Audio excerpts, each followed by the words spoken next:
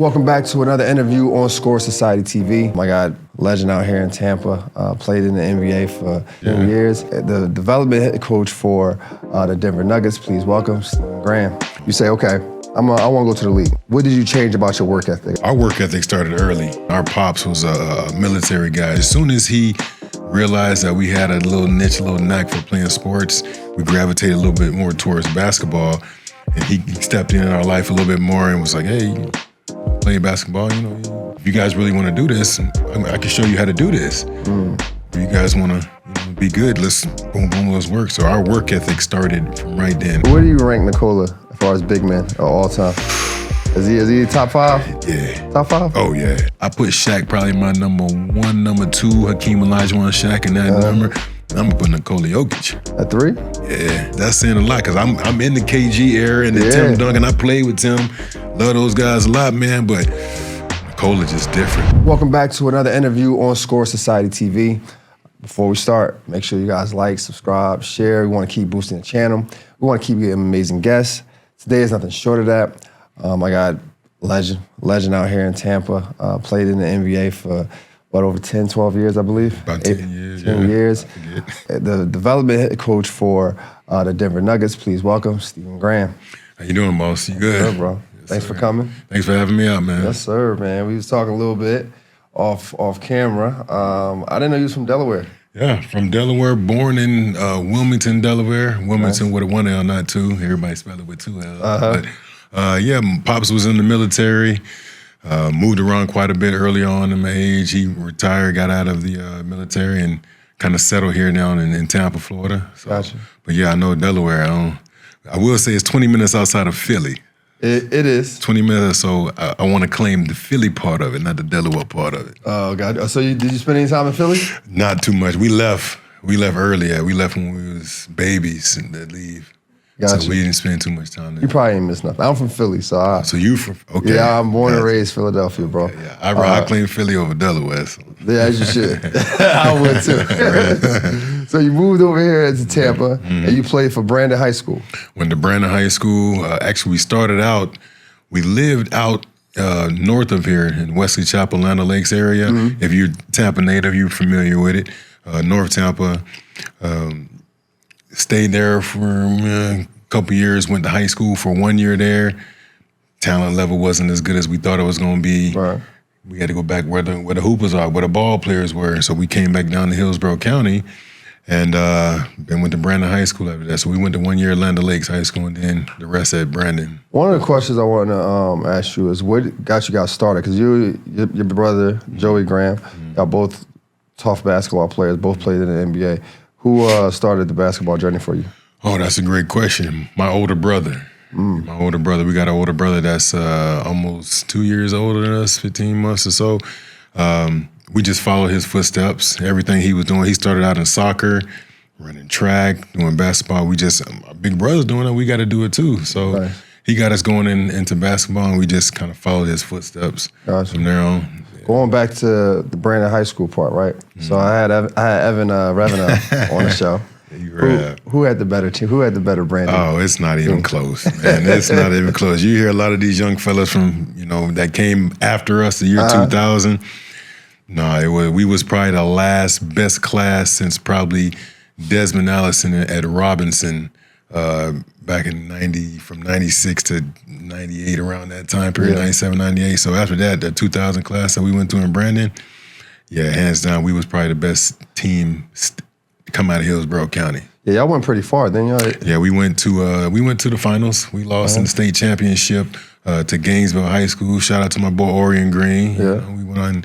They ended up beating us by a couple of points out there. I got in foul trouble early, so I read some about that yesterday. I was hurt by that one. So. Nice. And then after that, you went to UCF?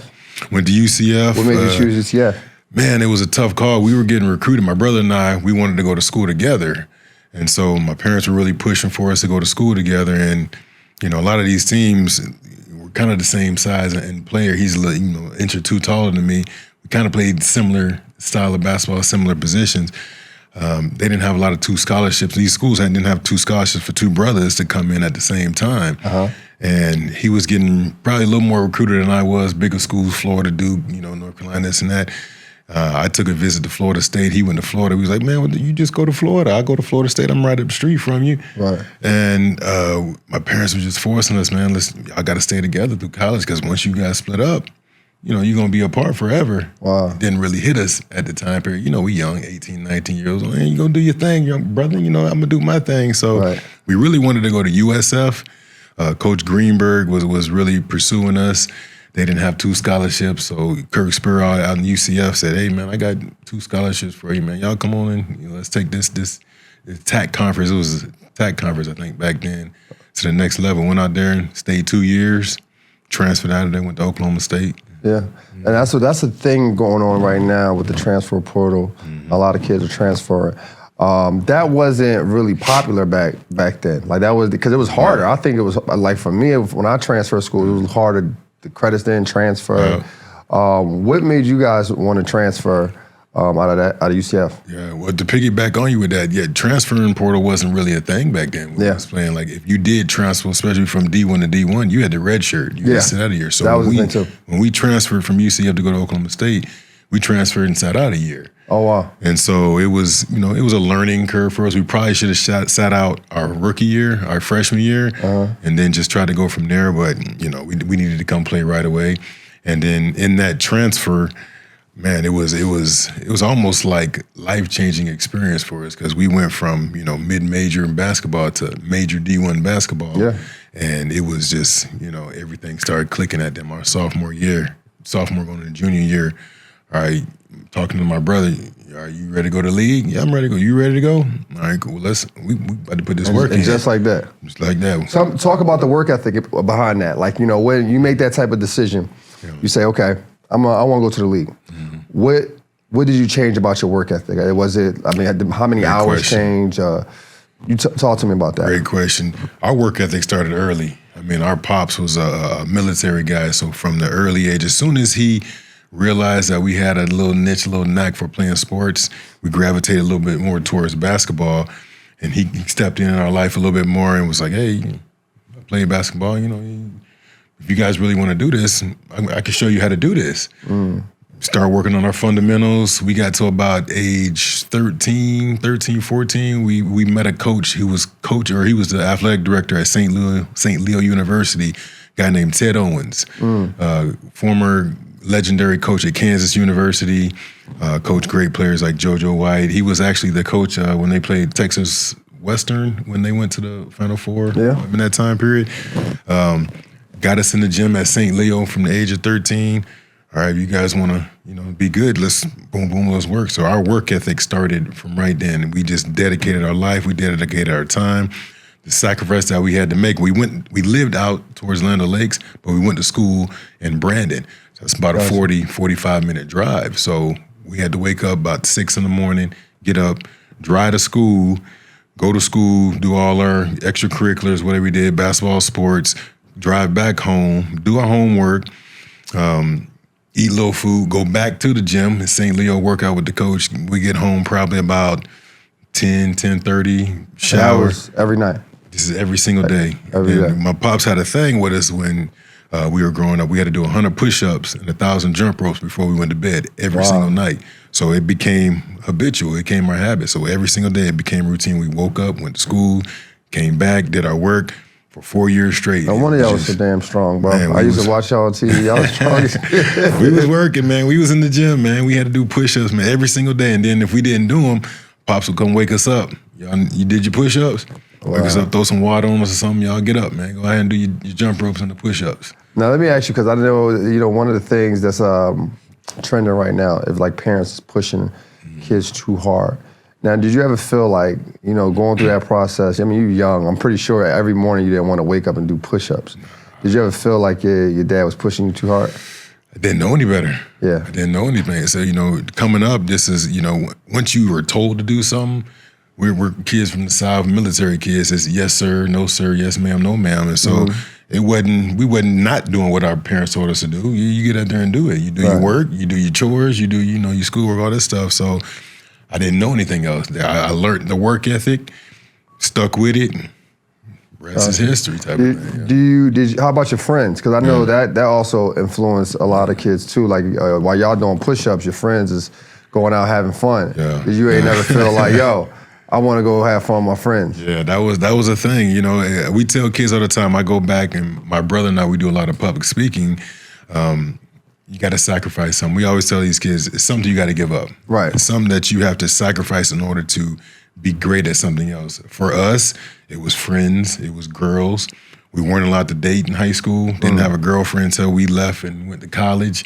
Didn't hang out with friends. Didn't go to parties, all those spring break trips and everything. Yeah. I didn't know what that was like to go out and hang out with friends after school. And you know, they go hang out. You go to the hallways and you do stuff with your friends. I never knew what that was like till I got to college. Having the success that you have now, do you think you regret it? You regret regret missing out on any of that stuff? It's hard to say, man, because I don't know the other side of it. I don't know the other side of it. So I used to be a little jealous and a little envious of seeing kids. They would go out, have fun, go hang out, and be with their friends and this and that. But at that age, I had a goal. My brother and I, we had a mission. We were trying to make it. We were trying to give back to our family. We were trying to, put ourselves in a situation where we can provide and do the things that we needed to do. So I did tunnel vision. Gotcha. We were locked in. We only saw the NBA, and that's what we wanted to do. So friends they'll be there, and they still here. They still trying to come back around. The girls, they still here. They still around, But one thing, if I can give any advice to these young kids, man, you got to sacrifice something. If you want something bad enough, you'll let go of something. You'll be willing to let go of something. That's big facts. Now, you was coach under Eddie Sutton at Oklahoma State. Hall of Fame coach, great coach. Can you share something that you learned from him that always stick with you? Defense. Grit, grind. He was one of these old school coaches that he was just a relentless dog. Like I remember in practice, you have water bottles sitting on the sideline. After you get tired, you run some suicides down the back. We couldn't have water in practice. We would go through whole practice. Guys would be having full body cramps, just starving from drinking. He just had a mentality of water was a weakness. If you need water, then you couldn't perform. It was a little reverse psychology, I'm sure, in there, but we weren't allowed to have water in practice, man. He just was, and he was so tough on us with stickle on defense. That's why we were probably top, probably 7 defense in the nation with me, my brother, John Lucas, Tony Allen, Ivan McFarland, Terrence Crawford, Melvin Sanders, Victor, like all these guys. We were just gritty. Wow, we had dogs on our team. Yeah, you ain't had no choice. You can't have no water here. You ain't had no water, man. You had a different type of I was catching full body cramps in practice, man. I couldn't go home. I had to just sit there and lay there in the locker room. Just sit there. Yeah. Shit, one of the things I've read about you that was really impressive, because you worked hard, but you didn't only work hard on the court. You worked hard off the court. You was all academic in the Big 12. Yeah. Is that true? Yeah. Talk to me about how important that was, not only for you, for you, to your family as well. They were my parents, man. I shout out and blessing to my family. I had 2 great parents at home that raised us. They're still together, still married. It's a blessing. My parents were on us at all times. My dad handled the extracurricular, all the stuff that we were doing outside of the classroom. My mom was the custodian of making sure we were at home doing our homework, and they were just on us. It was mandatory for us to be top of the class in every subject that we did. My mom would come home if we were failing or lacking in any subject. Right. We gonna sit here and, just like basketball, we would sit here and drill it. In the academic side, read books. If we was lacking in reading, we had to sit here and read. We had to do a book report every single week. Sheesh. At home. Every single week we had to do and present a book report. And not only did we have academics that we had to do, we had to learn 2 instruments to play. Really? So growing up, we was a musical family. My father played piano and sang. I played trumpet, a little bit of piano, saxophone. My brother played saxophone. My older brother played clarinet and mellophone. So it's funny because we would have people come over to the house. They would invite guests, and we had to come out and perform for them. Really? My parents would put us on blast. Hey, y'all go get your horns. Y'all come out here. And we had to put on a little ensemble, That's crazy. Showcase for them. But Grays, man, my parents were sticklers. You lived a different childhood than me. Oh yeah, it was a little different. When I got in trouble, my mom used to send me to my aunt's house, and that was the punishment. Was if I watched TV, I had to write a book report for every show I watched.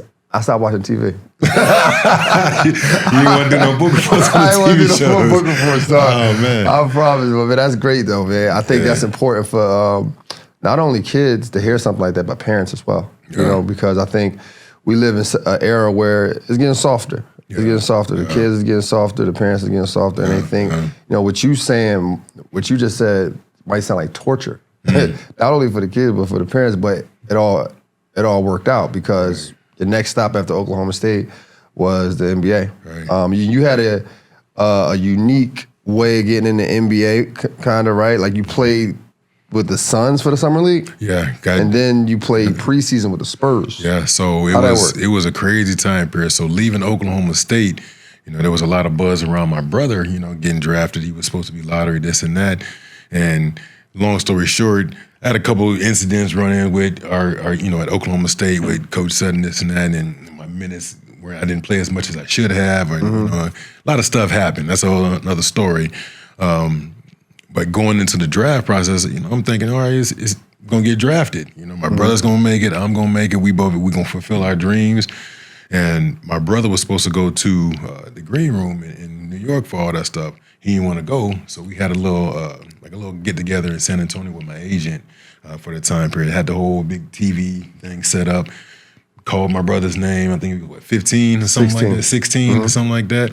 Toronto Raptors select him. All right, cool. Happy for him. Congratulations, bro. My twin, I'm happy for him. Tears, crying, everything. All right, I'm up next. I'm happy. I'm up next.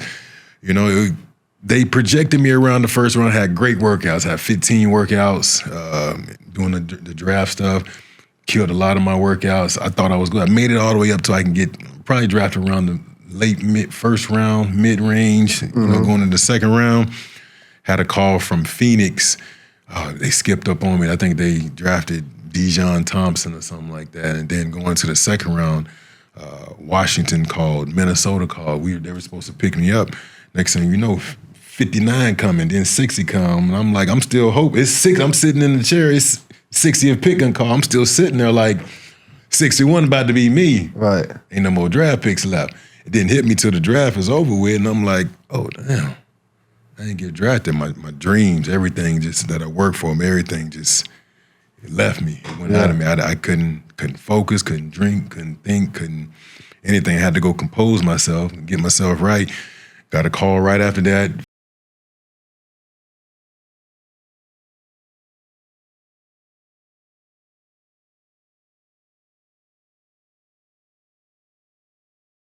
Right. My work ethic kicking in now, right? Got a little chip on my shoulder. Yeah. From that point on, my determination, everything was, I'm gonna prove y'all wrong. Y'all messed up. Right. Y'all messed up by not getting me. So went to Phoenix, had a pretty good summer league. They didn't end up picking me up, didn't go to training camp with them. San Antonio calls. I ended up going to training camp with San Antonio. Popovich had a thing for not playing young fellas, not playing rookies and those type of things. So I was on that team. It was that team right after the championship team when they had Tim, Nick Van Exel, Michael Finley, Ginobili, all those guys. So I had Bruce Bowen. Shout out to Bruce, my mentor. Yeah. Bruce said, "Come on, young fella, I got you." Oh, you was his rookie? I was his rook. I know. And Pop said, "Well, I don't play rookies, man. What you gonna do? You don't have a resume." I didn't play as much as I needed to at Oklahoma State. And so he was like, well, we're going to send you down to the CBA. It wasn't the G League or the D League at that time. Yeah. So I went down to the CBA and was going down there killing and got a couple call-ups.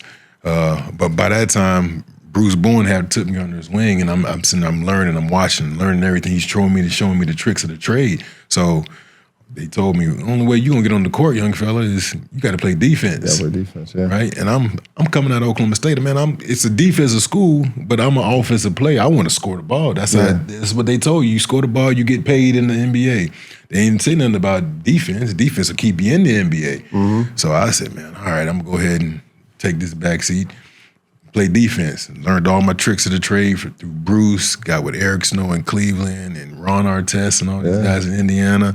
And I just became, the dog in me, the NBA, the defense just started coming out of me. And from that point on, I became a defensive guy in the NBA. Could score the ball, but it was my niche was I was going to play defense. That's what I was wondering, because you mentioned they didn't have the CBA just yet. I was wondering why you didn't go overseas, because a lot of guys who came on the show who played in the NBA, who was undrafted, they went overseas first and came back. That wasn't an option for you as well? It was, but I told you by that time I had that chip on my shoulder, like y'all didn't draft me, and so I don't want to go overseas right now. I don't want to go to the G League or the CBA. I want to prove y'all. So this arena, this platform was my stage to showcase that summer league, training camp, all these things was. I'm gonna show you guys that I'm good enough and I can play and stay in this league. So. It just turned into this. I had to figure out who I was. I had to metamorphosize myself into being a player that I normally am not. But I give this to all the young players. Don't come in there doing exactly what you have been doing in the NBA or any European league or whatever else.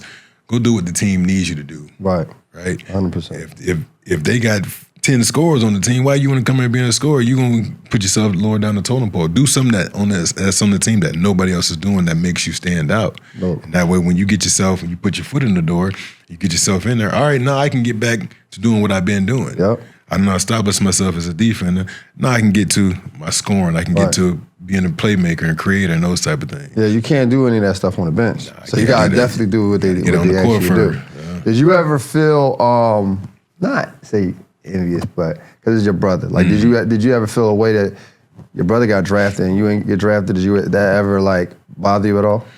Nah, it didn't. It didn't bother me per se.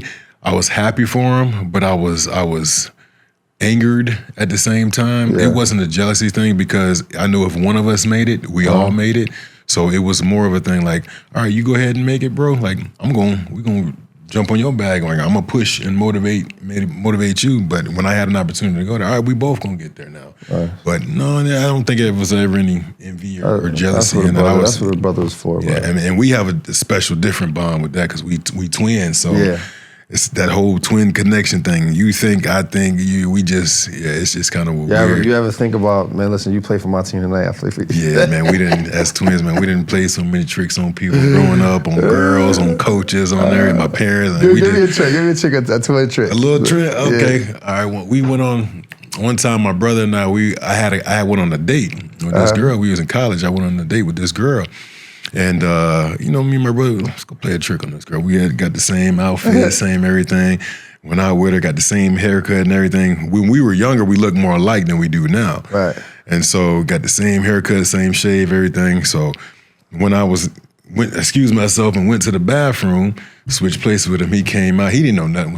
The conversation, he didn't know nothing. She didn't really know. And he was sitting down with her, talking to her, blasey, this and that. And then I came and sat down next to her on the other side. And she did hold on, what's going on here? A double take kind of thing. She knew I was a twin. Oh, wow. She knew I was a twin. So it was just, we played a little trick on it. But we used to do that all the time. That's hilarious. So your first opportunity was with the Houston Rockets, right? Yeah. Related with your first season opportunity. First season. And I saw that you had you had a few 10-day contracts. And I was, as a fan, I'm always curious, what are they expecting out of players on a 10-day contract? Especially, let's say that 10 days, you don't get an opportunity to get on the court, but maybe y'all playing in close games or whatnot. What are they expecting out of a 10-day contract?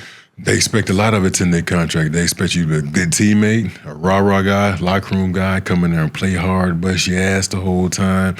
Being a 10-day guy, that means they looking for somebody that they can fill a gap, fill a void somewhere. You're not necessarily going to be one of these guys that they need to come be an offensive threat or a great defensive guy.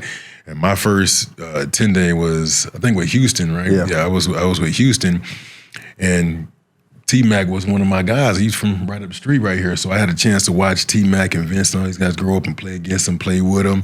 And so I'm his teammate now.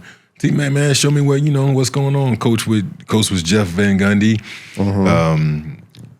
Tough coach. I heard a lot about it. I hear it throughout, the other basketball podcasts. What made him so tough? He just was a stickler. He was a dynamic coach. He was all about his business. Like, I don't want to have time to bullshit and do all this stuff over here. We come here to win. Gotcha. This is what we need to do to win. Let's do it. And he was direct to the point. He had no time for the chit chat, this and that. So I didn't know all this coming in there, and I'm thinking like, I'm hanging out with T-Mac, I'm hanging out with Ray for Alston, Skip to my Lou, all these things, and I'm all right. I got an opportunity, got a chance here. I remember my first game. I got in the game. I shot like 2 or 3 threes in the corner. I might have airballed one of them and missed. I was like 0 for 3. Buzzer coming out. T-Mac, why you shooting all the shots, young fella? Thought I was supposed to come here and score. I'm not showing y'all that I can play. Play defense first. Defense first. So I had kind of forgot what had got me into these 10 days. And call-up went down to the G League, was scoring 40 here and there, doing stuff. Got back up, and I was like, I'm a scorer now. No, they didn't want me to score. I should have stayed a defender. And then when I made it and got in there, then did my offensive thing, ended up getting released by them, ended up getting another call back up with Chicago. Yep. I did 10 days with Chicago. They just had so many players over there. It's a lot of guys in my position, Eddie Bass and Ben Gordon, all these guys was there current. So it was really hard for me to find my niche there. Ended up getting released by them. I was like, damn, man, I got to go back down to the D-League, G-League again, man. I can't do this no more. Yeah. Man, the G-League, it's a grind. I believe it's a grind, man. You got a bus everywhere, commercial airplane. I'm not saying that to say that's, taking that for granted, but it's a grind. Yeah. It's a grind out there. Talk to me about that, though, because I know you played for a few teams. I mean, I got Pacers, Charlotte, Bulls, Houston, Cavs, Blazers, Nets, Bucks. Yeah. Talk to me about, being traded, going for different teams. How does that impact, one, you mentally, two, your family? Is it hard to have a family when you got to keep moving that way? I was a journeyman, right? I didn't get that opportunity to get drafted, so I got to figure out where I'm going to go. So got a couple calls when, Phoenix, San Antonio, Houston, Chicago, and then I ended up getting signed a contract to go to Cleveland, play the remainder of the season. Got a chance to play with LeBron and all these guys. Yep. And then from there, I'm like, all right, man, I done got my foot in the door. I done made the playoff roster now. We going to the playoffs. I'm here. Let's hoop. Let's play. Cleveland ended up being a good situation for me. I'm trying to get moved somewhere. I'm trying to get traded now. Portland had an opportunity for me to come out there, but they held my contract a little long in Cleveland, and I couldn't go till after training camp left. They ended up signing a couple players that was in my position, so I ended up leaving or getting waived. I asked them to waive me from Cleveland. Ended up going to Portland. You asked them to waive you? Me and my agent, we was like, well, y'all not going to keep me. Y'all not going to trade me, get anything from me. Just waive me. I'll wait for waiver wires. Gotcha. Right? Ended up leaving, going to Portland, signing with Portland. Played for Coach Nate McMillan. Love Nate McMillan. Great coach. Had a chance to play with rookie Brandon Roy, Zebo. Shout out to Zebo, my big homie. It didn't end up being a great situation for me there. And now I'm like, I'm just got to figure something else out. Man, I might have to go back to the G League. I might need to go overseas, trying to figure that route out. Then Indiana called. This was great timing for me. Yeah, we want to sign you up 2-year deal, biannual contract. Man, what? Don't tell me this. I'm ready. Let's go hoop. Nah, so I get to Indiana. I did my thing in Indiana. Played there for Jim O'Brien for 2 years. I'm in my foot in the door right now. I'm going into my 5th year now. Get an opportunity, chance to go to Charlotte. Signed with Charlotte for a year. Played for Larry Brown, one of my favorite coaches. Yeah, monster. Great coach. Yeah, monster. Like I said, I'm from Philly, so I love him. I love Larry Brown, and we had a really good team, man. Steven Jackson, Raymond Felton, Tyson Chandler, all these guys. Gerald Wallace. Gerald Wallace is good. And we had a really good team. DJ Augustine ended up going to the playoffs, getting swept by Orlando in the first round, but they was really good. I think that was the year they made it to the finals that year. And left Charlotte, signed with, it wasn't Brooklyn, it was New Jersey Nets at the time. And signed with New Jersey, ended up signing a 2-year deal with that, went into the lockout after my first year there. I'm like, damn, I was a part of the Players Association. Went up there for the arbitration with in New York. We ended up signing a deal that wasn't, I don't think, conducive for all the players in the NBA. Ended up making a lot of the contracts non-guaranteed. We ended up losing about 75 mid-range type of NBA players, guys like Keith Bogans, Marquise Daniels, all these guys that were on that mid-level contract. Yeah. These guys are no longer in the league. It's top-heavy now for our are veteran, franchise players, and it's loaded low for. We're going to bring in some of these young guys that you probably don't know. We're going to give them a couple of dollars here and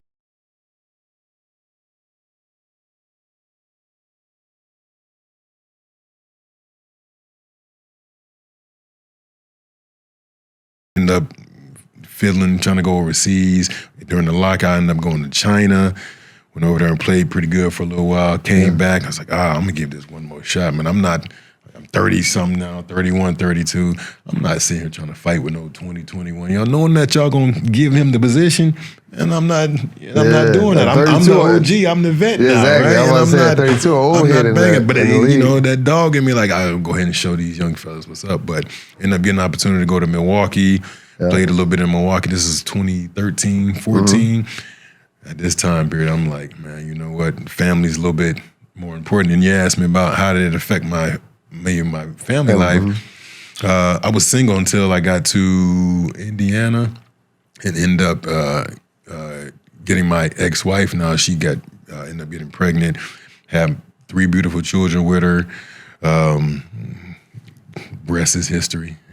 Just played it out and then finished my career in Milwaukee and sat out for 2 years. I think 15, 16. I'm gonna be dad, be family guy, and I got to do something else. Like I done built up all this. I done got all this knowledge. I done played for Popovich. I done played with and against Kobe, LeBron, and all these guys. I done learned so much stuff. I can't keep it to myself. I got to start giving it back. So had a niche and a knack for coaching. I got to get this. I can develop these players. I give them some toolage, have them play the right way, do that type of thing. So you started your coaching career with it looked like it said Fort Wayne Madden. Fort Wayne Madden. So I was with Indiana because we had a couple coaches that I played for that was still there. Ended up going to Indiana. They sent me down to Fort Wayne because they sent like 3 or 4 of their players that weren't ready went to the G League. Had a good time in Fort Wayne. Coach with Steve Gansey and a couple other guys out there. Ended up getting a call from Mike Malone out in Denver. Man, I played for Mike Malone in Cleveland. Played for Mike Brown and Mike Malone. Mike Malone was my player development coach at the time. Loved Mike Brown. Shout out to Coach Malone and everybody. Hey, we got a position over here. You want to player development? Yeah, I'm on the way. Send me the ticket. Went out there, had an interview. Did good on the interview, and they hired me up and been sitting there and doing this. Talk to us about what does a player development coach do exactly? Great question, man. Player development, when you hear the term and the word player development, most people just say, what's a player? And you develop them to be better players. To me, I think it encompasses a lot more because now I'm big brother, I'm uncle, I'm dad to a lot of these kids. A lot of these kids are young. They don't know how to transition themselves from young men into being men, right? And they don't have a work ethic. They don't have a work plan. They don't have a lot of these things that are set inside for them. They need somebody to show them and tell them. So, a lot of these guys, they have the rookie transition program, but to me, I don't necessarily feel that it gives all of these young kids enough information to choose and decide their life and what they want to do. So these kids, they come to me and they, what do I do in this situation? What do you want to talk about girls? You want to talk about money and investment? And let's put a court plan together. So, all right, we need you to play here. Boom, boom, boom. You're used to being a scorer or a defender or whatever that you're doing. This is not your role here. Let's figure out another way to get you playing. And not only get you playing, let's get you better as a human being. Let's get you better as a player. So that's a little bit of my role. It's not just court player development. It's a lot of aspect of it that's off the court as well. A lot of mentorship. All right. So we want to get into a segment of wait, before we get to this, we got a segment called Pocket Watching. When you first got that big check, which was probably with the Indiana Pacers, right? Because they got the 2 year. Yeah. No, it was Cleveland. What's the first thing you did with that check?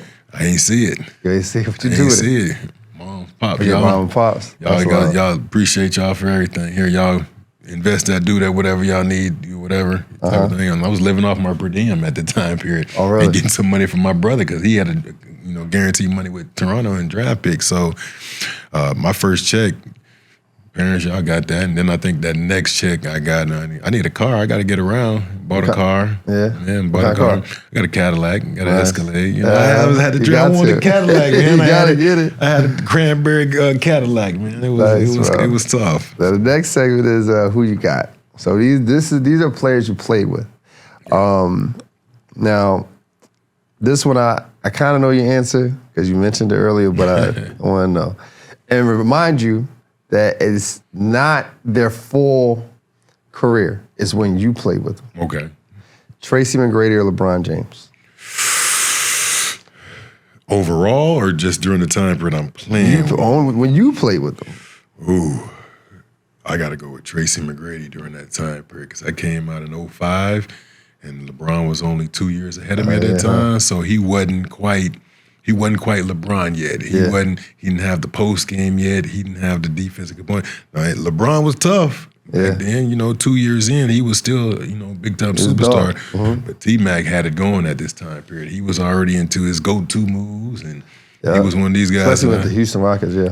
When he was in Houston, man, I knew, because he went from that Toronto and Orlando, and then now he's with Houston. I'm like, man, T-Mac, I need to patent some of my game after you, and I have a couple of my moves I didn't patent after T-Mac, so I got to go with T-Mac. Got it like that. Yeah. Larry Hughes or Ben Gorion?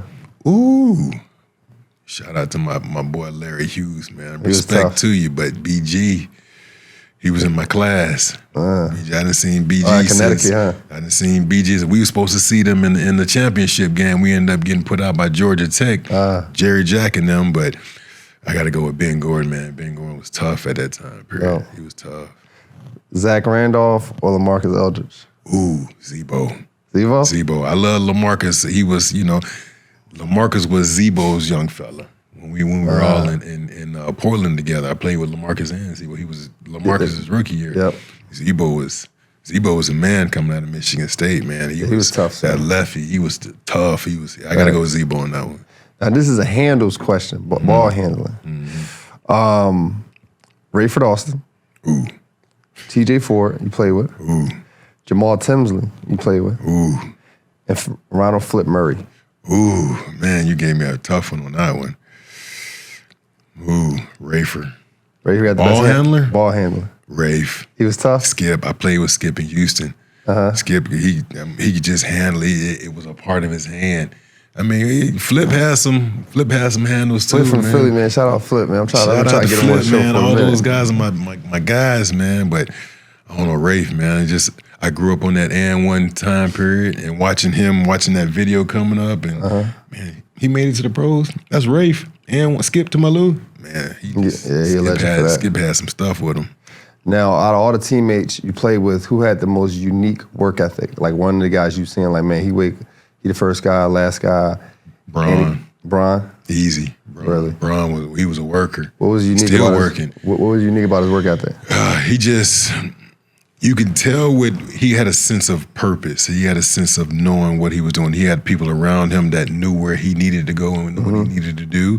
And so I would come in and work out with LeBron early, leave late sometimes. I mean, he was in the weight room early. He was lifting before the games, after the games. He still does the same thing to this day. That's probably why he's having such a longevity as a career. But even from when he was 19, 20 years old, he was in the gym. He had a dynamic work ethic, and he was in the lab. So I give him much credit for that. Not as much as I would say Kobe or anybody. Kobe was a little fanatical about it. He was a little off in the head with it, which made him great. But Bron had a good little work ethic. So how you feel about the USA team right now? You think they can go? They looking good. No losses. I don't think they're gonna get a loss, man. I think they're looking good. They got a stacked team, whatever. I was a little surprised they wasn't playing Jason Tatum a little earlier, but it's hard to get all those guys in there. I'm surprised they didn't add Jaylen Brown to that roster, but I think my favorite player on that team is Ant-Man. Ant-Man? Ant-Man, I like Ant-Man. Yeah, he's the future. Yeah. You talking about? I'm thinking about Anthony Davis. You talking about Anthony Edwards? Not Anthony Davis. Yeah. Anthony Davis good, man. He's gonna be a Hall of Famer, but Ant-Man, he was my favorite player. He's gonna be really now. good for the years. Yeah, I think they go undefeated. I think they play Canada in the ship. Yeah. Speaking of Ant-Man got you guys out this year. Man. So what should we expect from the Denver Nuggets this upcoming season? Well, we made some good moves. We ended up, getting rid of KCP, Reggie Jackson, all those guys. I'm gonna miss those guys a lot, but we brought in Russell Westbrook. I think he's gonna help us a lot, backing up Jamal Murray and playing that dual combo point guard situation. We picked up Dario Saric. We got a couple of draft picks. Deron Holmes that he just ended up tearing his Achilles in summer league. He's gonna hope he have a speedy recovery. But Michael Porter, Jamal Murray, Nikola. I mean, I think this year we're gonna try to make another run for it. Where do you rank Nikola as far as big men of all time? Is he top 5? Yeah. Top 5? Oh yeah. Oh, really? Yeah. And I don't give people a lot of credit with that. I got to see you in person. I got to see how you work, how you do stuff. And I done seen a lot of these bigs. I done seen Shaq and played with Shaq. Shaq's the most dynamic big. You don't think Shaq the best big of all time? I would give Shaq is top 3. Top. Who you talk to me, bro? Who you got? I liked Hakeem Olajuwon. Hakeem was tough. Hakeem schooled Shaq back in when he was a young boy. He schooled him, and then I was, I'm an old school fan buff with us, so I liked Wilt and all those guys. Wilt was a dominant. Now, could their games transition? And now, who could say? I don't know. Right. Could LeBron play back in that time period and these other? Yes. Could some of those guys back then play? Yes. But it's for the time period. But Shaq is probably I put Shaq probably my number 1, number 2, Hakeem Olajuwon, Shaq, and that number. And I'm gonna put Nikola Jokic. At 3? Yeah. Man, and that might be saying a lot, but over Tim, Garnett. Yeah, I'm gonna put Nikola, man. Wow. And that's saying a lot because I'm in the KG era and the Tim Duncan. I played with Tim. Love those guys a lot, man. But Nikola just different, man. He's just a different. His mental, the way he approaches the game, his knack for it, his touch, his feel. He's probably one of the most skilled players that I've ever seen. Wow. Most skilled. And I agree with that. Now the skill part, I'll say he's probably the top skilled big man of all time. I mean, he's our point guard. He's our point forward. Like you haven't seen too many 7-foot bigs get the rebound, push the ball, and beat the guards up the court. Yeah, and he don't look fast, but he actually moving. That boy moving. Absolutely. He don't jump, but half an inch off the ground, but he get all the rebounds. It's very his touch, his angles, the way he see things, the way he can see the plays. He makes these plays where he goes and you don't even see in this. It's there. It's right where you catch a shoot or it's at the rim. He just sets you up perfect. We're looking forward to seeing what you guys do this year, man. I think y'all still got the core group to get y'all over that hump again. So looking forward to it. Before we head out, I know you're doing some stuff with the community, right? You do stuff at the HOA, right? Yep. With my guy Daryl Hepburn, right? Daryl Talk about that a little bit. Yeah. So House of Athletes. Give respect to my boy Brandon Marshall. Had some time, to hang out with B. Marsh and when he was in the Denver time period. Started the House of Athletes, collab with some of my guys on here that I grew up with, Tone Hepburn. They're doing a lot of things on here. My brother and I, we actually started trying to do this type of programming and stuff years back. Couldn't get it. We couldn't get it signed off on from the mayor and stuff out here back in the day. But, shout out to these guys. They got all these they got Wiregrass out here now. They're building the new facility over here that they're trying to do. I'm hoping and think there's going to be some big things coming in Tampa Bay. Now, we're finally starting to get Tampa Bay on the map with the basketball scene. Right. Nobody knows about Florida really for hoops. It's more football. It's more baseball, volleyball. And we got a lot of great athletes coming out of here. Vince, T-Mac, we got a lot of, especially from this Tampa Bay area, there's a lot of ball players coming out of here, and we just starting to finally get some recognition. Well, yeah, I mean, like I said, it's my first time down here. I'm enjoying it. I'm loving it. Loving what y'all doing with the community. Love HOA. So I look forward to coming back. Look forward to talking to great guys like yourself, man. Looking forward to watching your journey with the Nuggets. And I appreciate you coming on the show. Oh, man. Sean, I appreciate you, brother. Man. That's it. That's all we got today, bro. All right, brother. I appreciate you having me on, man. My man. So there you have it. There's another interview on Score Society TV. Like I said earlier, make sure you guys like, subscribe, and share. Until next time, let's continue to think elite and together. Welcome to Score Society.